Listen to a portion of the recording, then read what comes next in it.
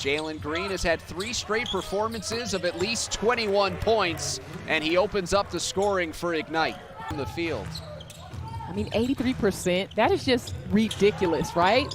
You think he has to cool off sometime soon, Dave? I don't know.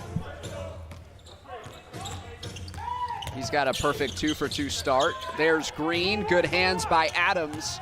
Numbers the other way. Adams will take it himself, and a goaltending call against Green, who attempted a track down block. That he's representing. We'll talk a little bit about the duality of Erie, but he was just so in touch with his team and his players, and talked about getting to know them personally, and he's really putting the pieces together. Hall runs the floor for the one-handed thump.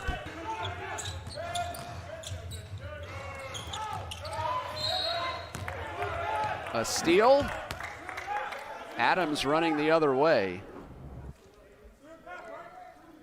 Jalen Green coming down the court, head up, perfect pass, puts it in the right place. Viewed Monday's game against Long Island, and he had just come out of quarantine. You got to give him some credit, because having all of those days, very motivated. And we've heard that, you know, there's some teams in the bubble that can't wait for their crack at Ignite for various reasons, and Erie looks like they've got that motivation today. 5.5 minutes to go, first half. Good defense by Jalen Green. Getting to the rim. And that's what Ignite wants to do. Brian Shaw got to work with Ignite prior to the season in Walnut Creek near his Oakland home.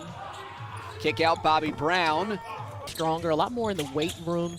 Just getting ready, coming off of some injuries, and he said he is so enjoying this opportunity to work with young guys, and you see his leadership and his coaching as you watch the game, and there they go right there, Green to Kuminga.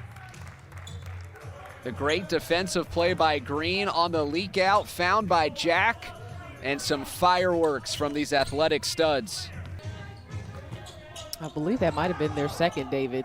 I don't think they go that long without a 3-ball. They had, what, 10 and a half, 12 now? You look down and you miss a 3. That Jordan Bell, that is what Coach Pannone told us today has really been the centerpiece of this Erie team, has been those 3 players, their leadership as a pro.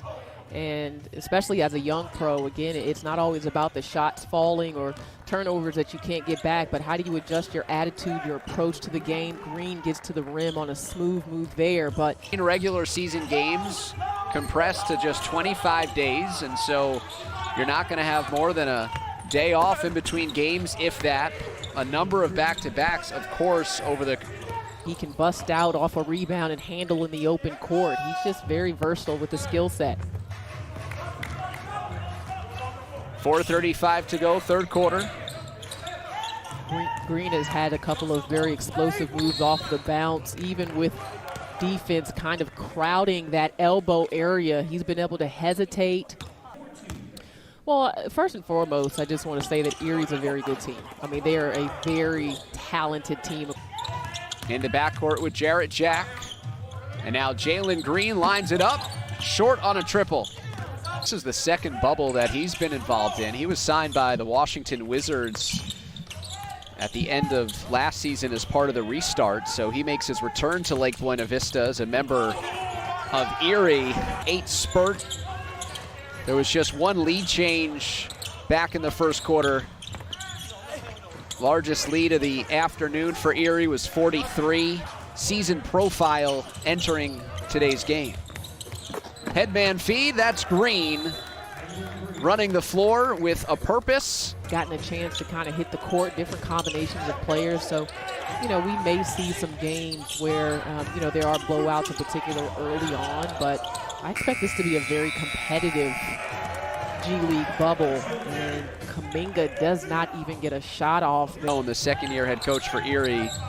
And I'm just curious, in reflection of the different ways that he wanted to attack Ignite and the ways in which he put this game in perspective, how close. So many early shot clock looks and knocking down threes that distorting the screen is what you're referring to, David, didn't even necessarily need to happen. Two-way players for both teams.